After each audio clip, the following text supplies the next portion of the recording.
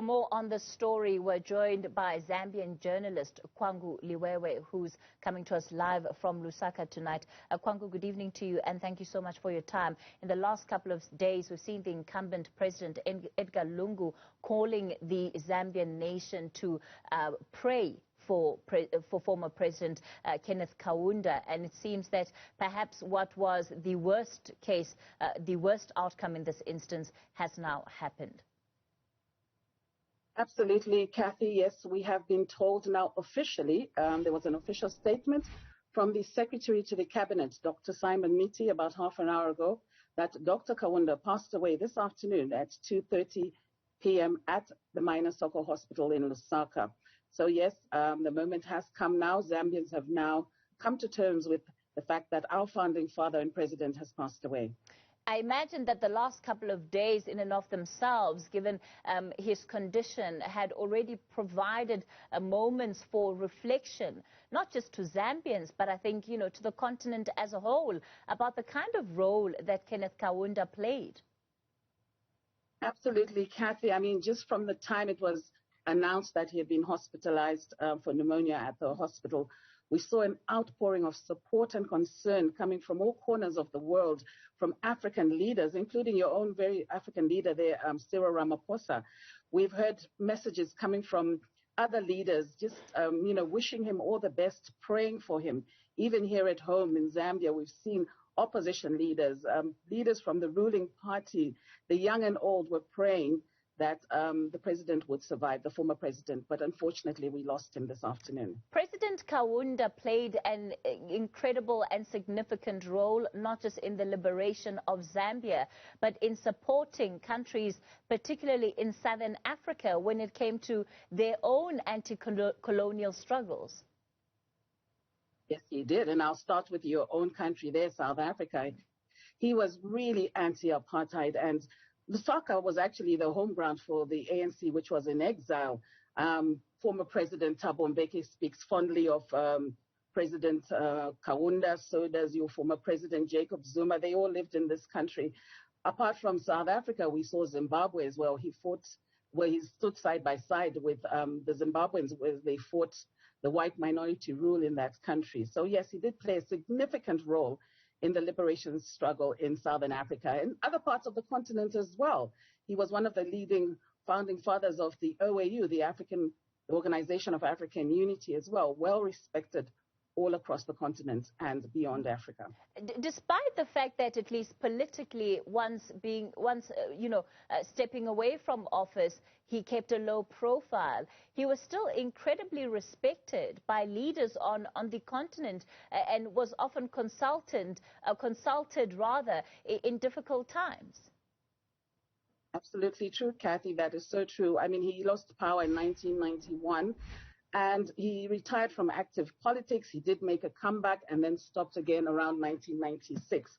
But after that, yes, he was the last founding father of the OAU. They've now lost all the founding fathers. He was the last one. So a lot of leaders saw him.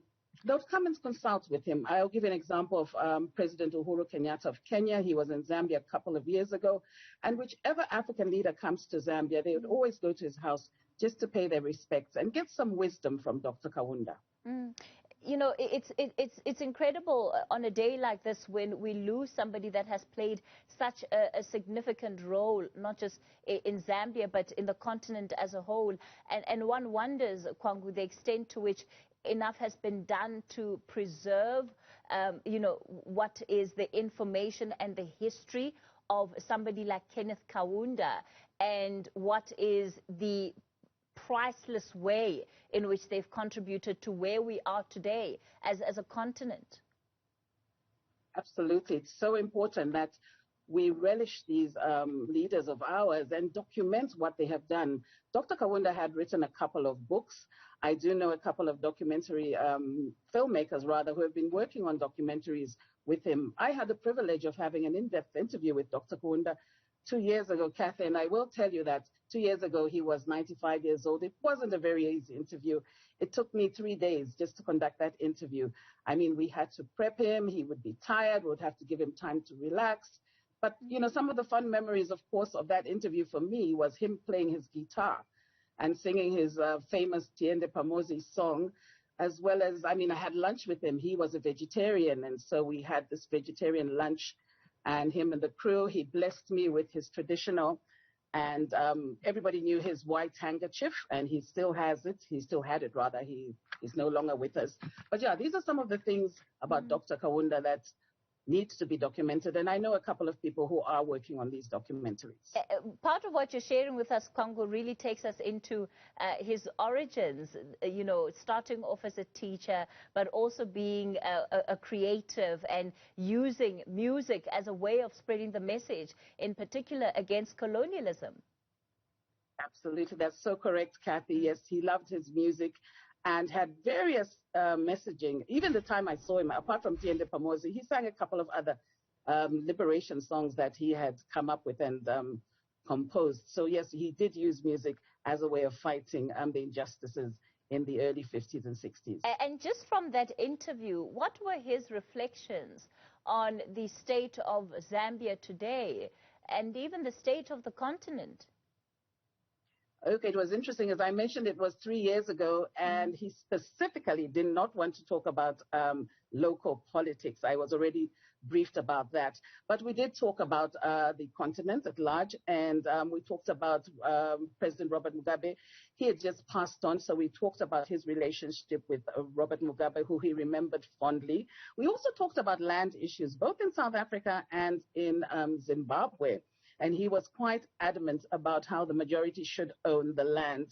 Yeah, those were some of the key issues we talked about. He was also very passionate about HIV and AIDS. He did a lot of charity work about this issue when he left power. So we talked about the charity work he was currently doing. That was 3 years ago on HIV and AIDS. Journalist Kwangu Liwewe, live from Lusaka. Let me thank you so much for your time tonight on News at Prime.